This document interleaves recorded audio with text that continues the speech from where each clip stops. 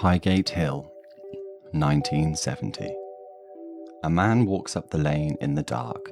He is carrying a hammer, a wooden stake, and a spade. A constable stops him and asks what he is doing. The man explains quite calmly that he has come to kill a vampire. He is arrested and remanded for a medical report. You'd think that was the end of it. One disturbed man on a hill. But it wasn't. He wasn't even the strangest part of this. Because London does something with its dead.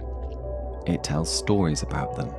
It tidies them up. It takes the grief and the violence and the rot and turns it all into something you can stand to look at.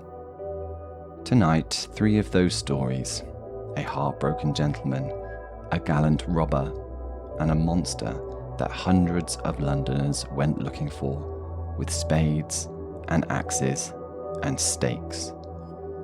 By the end, you'll know what that man with the stake was really doing, and why he might be the most honest person in this entire episode.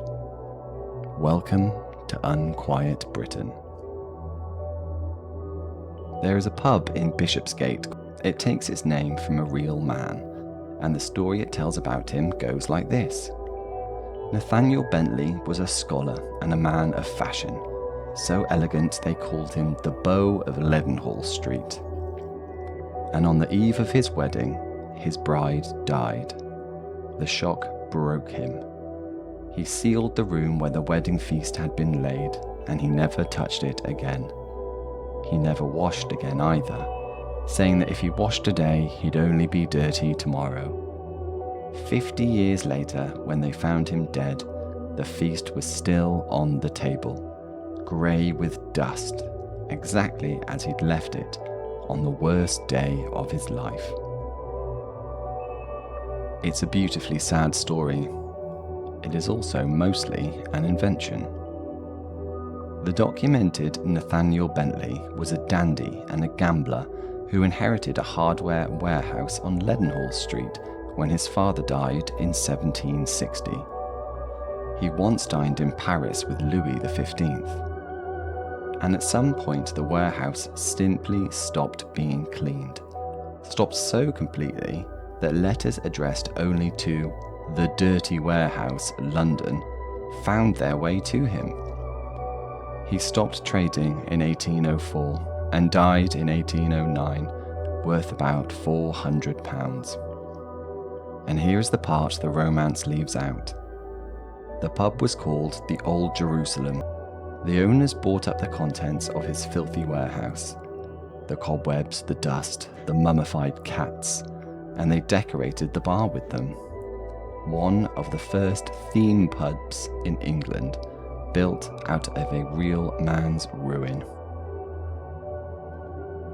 Print a story about a dead Londoner, and Londoners will come, in their hundreds, to stand inside it. They paid for the privilege of consuming his grief. Dickens came, and is said to have carried Bentley home with him as the seed of Miss Havisham. Dirty Dick's legend is a harmless one. A sad man turned into a love story. Nobody got hurt. The worst crime here is sentiment. But London doesn't only sweeten its sad men. Sometimes it wraps the better story around someone holding a blade and asks you not to look too closely at the edge. West of the city lay Hounslow Heath, once part of the great forest of Middlesex, now buried under the runways of Heathrow. For more than 200 years, it was the most dangerous ground in England. 25 square miles of open country, crossed by the Bath Road and the Exeter Road, and crawling with highwaymen. And we made them heroes. The first were royalist officers, outlawed and armed with a newfangled pistol. Being robbed by a famous one became almost an honour. When James Maclean accidentally shot Horace Walpole during a hold-up, Walpole bore no grudge and wrote to tell him so. The most gallant of them all was the Frenchman Claude Duval. The story everyone tells is the dance. He stops a coach on the Heath at midnight. The lady inside steps down and plays a few notes on a little flute, and Duval, charmed, dances with her on the grass by the road. When it's done, he takes £100 from her husband and lets the coach roll on into the dark. Duval was hanged at Tyburn in 1670 and buried under an epitaph that fit the legend perfectly. If male thou art, look to thy purse, if female, to thy heart.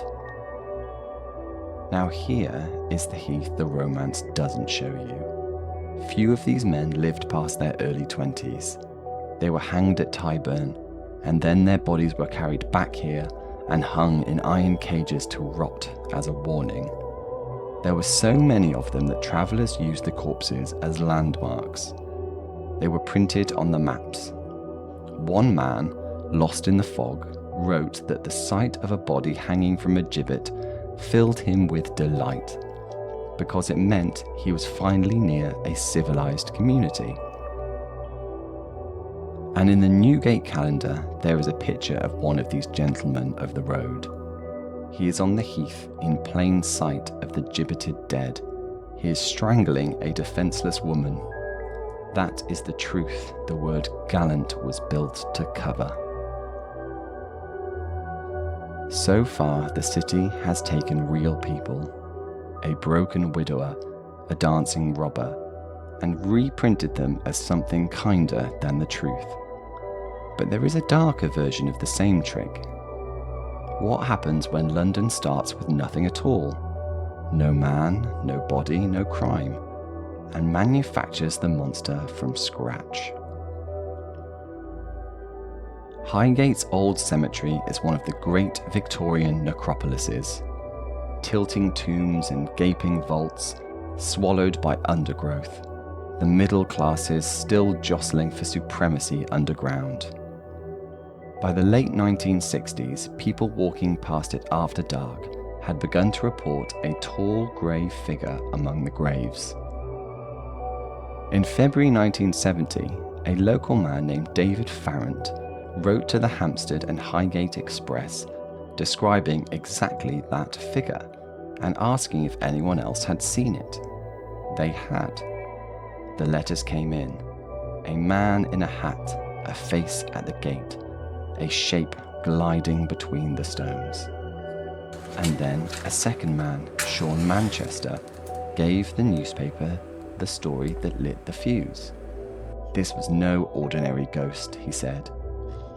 It was a king vampire of the undead, a medieval nobleman and black magician shipped to England from Wallachia in a coffin 2 centuries before, and woken now by modern Satanists.